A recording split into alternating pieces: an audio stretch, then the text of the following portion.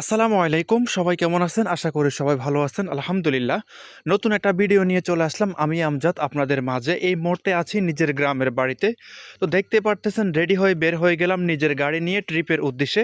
তো আজকে কুমিল্লা শহর থেকে যাত্রী নিয়ে যাব ঢাকা বসুন্ধরা আবাসিকে। তো এখন চলে আসলাম কুমিল্লা বিশ্ব রোডে।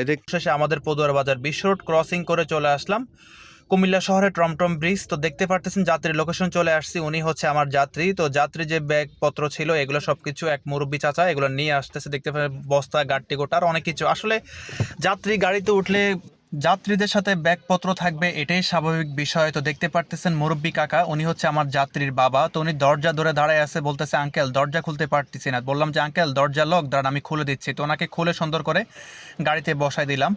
তো উনি হচ্ছে যাত্রীর আম্মা। তো উনি আসার আগে যত ময়বর্বী মানুষ দরজাটা খুলে ওনাকে সুন্দর করে বসাই দিলাম, কারণ আমি চাই সবসময় আমার যাত্রী খুব রিল্যাক্সভাবে আমার গাড়িতে উঠে যাতে বসতে পারে। তো যাই হোক, অবশেষে ঢাকার উদ্দেশ্যে রওনা হয়ে গেলাম যাত্রী নিয়ে, দেখতেই পারছেন।